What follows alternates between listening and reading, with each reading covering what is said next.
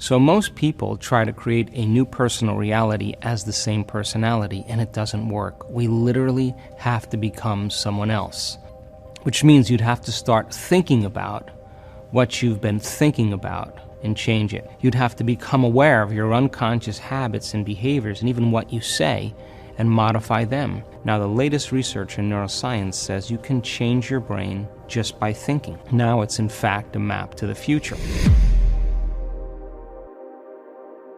So then most people's biology is, for the most part, their past. And so if you're not being defined by the vision of the future, some new possibility in your life, you're only left with the old circuitry in your brain and the old emotions of the past. So the question then is, can you believe in a future that you can't see or experience with your senses yet, but you've thought about enough times in your mind that your brain is literally changed to look like the experience has already occurred? Now, the latest research in neuroscience says you can change your brain just by thinking. So then, as you begin to think about a new possibility, and your brain begins to fire in new sequences and new patterns and new combinations, and you begin to plan your behaviors, and you begin to review in your mind, mentally rehearse who you're going to be in your life. The mere action of mental rehearsal begins to install the neurological circuits in your brain. Now your brain is no longer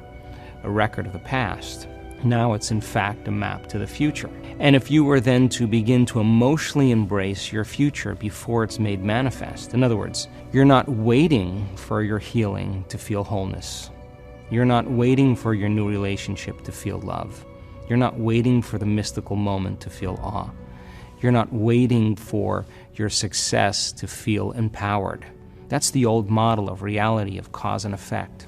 In other words, the materialist, the person who's waiting for their wealth to come to feel abundance, they're living by that model of cause and effect. But the quantum model is about causing an effect, which means you begin to experience your own worthiness and your abundance before it occurs. You have to feel wholeness in order for your healing to occur. We have to feel love for ourselves and love for life in order for us to have love in our life. And so then to instruct people how to teach their body emotionally how that future could feel like before it's made manifest, if they do it properly, their body as the unconscious mind begins to believe it's living in that future reality in the present moment, and they're beginning to signal new genes in new ways that begins to change their body to look like the event has already occurred. So the process of change in the meditative model requires unlearning and relearning. It requires breaking the habit of the old self and reinventing a new self. What we say in neuroscience, pruning synaptic connections and sprouting new connections, unfiring and unwiring and refiring and rewiring, unmemorizing emotions that are stored in the body and then reconditioning the body to a new mind and to a new emotion, no longer signaling the same genes in the same way, but signaling new genes in new ways. Well, a habit is a redundant set of automatic, unconscious thoughts, behaviors, and emotions that's acquired through repetition. Turns out, by the time we're 35 years old, we're a set of memorized programs. And so the body is functioning and the mind is unconscious.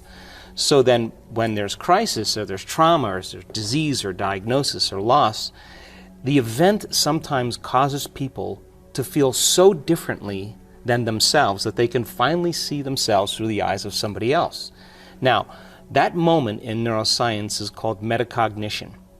This is the moment where we start paying attention to how we think. We start thinking about what we're thinking about. We start noticing how we're acting, how we're speaking. We start becoming aware of the emotions that we live by. And the moment you start observing those states of mind and body, you're no longer the program. You're the consciousness observing that program. And we begin to objectify our subjective self. In other words, you can't read the label when you're inside the jar. You've got to get out of the jar to be able to see who you are. So most people wait for that moment where they feel so bad they could finally begin to make an effort to change. And of course, times are changing. And my message is, why wait? Why not just start creating a future every day and begin to think differently? You begin to act differently and begin to feel differently. And if you do that enough times, that becomes the new habit. We may not be able to control everything in our outer world, Right. but we certainly can control our inner world. And so it's not so important to not react. I mean, everybody reacts. I react. The question is, how long are you going to react?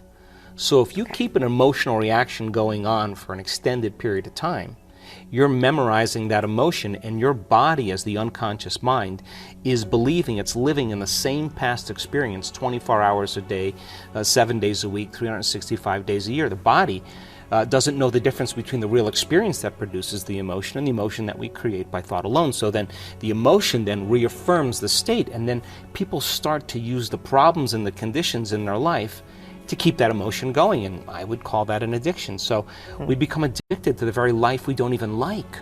So it's important then for people to realize then, when you have that moment where you have crisis or something breaks down, that you do have control over it, and it's a formula. And it's a skill, and our research shows that you can teach people how to do that. And so then, when you're living by some emotion, there'll always be a gap between the way things appear and the way things really are. Emotions alter our perception. And if you act during that time, you'll always say the same thing. I should have never said that. I should have never done that. I should have never thought that. I should have never sent that email. So then, shortening your emotional reactions is a level of intelligence then that causes you then to recalibrate. Because most people don't think they have control over that. They'll say, that person did it to me. That Right. circumstance is the reason I am this way. Then I would say, if something in your outer environment is controlling your thoughts and feelings, then you're a victim to your environment. Yeah. And yet, how you think and feel creates your outer world. So if you're thinking and feeling equal to everything that's known in your present personal reality, you keep creating more of the same. So to change then is to think and feel greater than the conditions in your environment. And to be able to do that to such a degree then, you're no longer reacting to the same people in the same way. And that takes an effort. It's not easy in the beginning. But once you start practicing, you get better at it. And just like anything else, you start to move through your life with more coherence, and you're less likely to knee-jerk. And if you're less likely to knee-jerk, then you're not in an unconscious program. I mean, everybody, I believe, has done something great in their life. Yeah. Everybody's done something great. And what happened? You just got a wild idea, right? You got a vision of some possibility. You were struggling with your present circumstances, and all of a sudden you weren't so interested in checking your cell phone every 2 minutes. Right. You weren't so interested in the dinner that you were supposed to go to, or a person you usually call up and complain to. Picking up your phone. You're not interested in television shows. All of a sudden, you start thinking and contemplating, is there a new way to do this? Is there a better way? What would it be like to be healthy, to be happy, to be free, to have a new career, a new relationship? The moment you ask that question, you turn on the creative center in your brain, your frontal lobe, the workshop. And the frontal lobe has connections to the entire landscape of the brain. And so it wants to answer that question. It's the forebrain. It's a place where we speculate possibilities, we invent, we have attention or intention. So that we say, what would it be like to have a new career? And the frontal lobe goes, okay, let's look to see what we have stored in the brain. I have a certain amount of knowledge and a certain amount of experience. And it begins to select these different networks of neurons and begins to call them up in relation to that question. And when the brain starts firing in tandem, all of a sudden you get a picture in your mind. That's called intention. You're selecting a new potential in the quantum field. Now, to the passionate person, the thought that they're having in their mind literally becomes the experience, and the end product of an experience is called an emotion. And when you combine a clear intention with an elevated emotion, you're beginning to change your brain and body from living in the past present reality to living in the future present reality. And the stronger the emotion that you feel, the more you'll pay attention to the picture in your mind. And now you're beginning to emboss the circuitry in your brain, creating a long-term memory and emotionally conditioning your body into that future. And we could say then, you're remembering your future. And now the idea then is to get up and to get your behaviors to match your intentions. You have to then stay conscious of those thoughts that say, start tomorrow, I'm too tired, this will never work, it didn't work last time. You got to be the governor of those thoughts. You got to start making different choices, and the hardest part about change is not making the same choices that you did the day before. Over and over. So you got to review the choices that you're not going to make. You got to think about the behaviors you're going to change, even how you speak. What experiences do you need to stay away from with certain people in certain places and times? And what emotions bring you to a lower denominator that causes you to no longer see that vision, because that emotion, that familiar emotion, is going to cause you to view your future through the lens of the past. So then when you combine a thought and a feeling, it's called a state of being.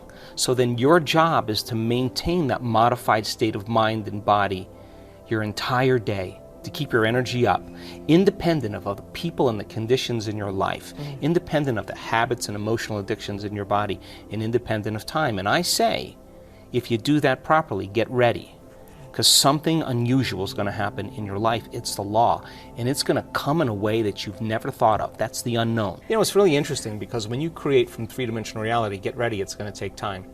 Because you're going to create more of the same. Well, not only that, if you're going to create like a vision, a dream of what you want, a new job or whatever, it's a new relationship, a new house, it's going to take you time to go get it, because you got to drag your body through space, and it takes time. Yes. When you create from the fifth dimension, you actually are doing the opposite. You're actually collapsing space and time, and you're drawing the experience to you. You don't go and get it. When there's a vibrational match with your energy and something in your future, and you're creating from the fifth, you're not playing by Newtonian physics any longer. You're playing by quantum, which means now you are drawing your future to you. You're the magnet to your destiny. So things start showing up in your life out of nowhere, because you created them from nowhere. Something appears out of nothing because you created from nothing, and it happens in no time because you created it in no time. And so now you're less likely to go and get it. You're more likely to tune into it and bring it to you.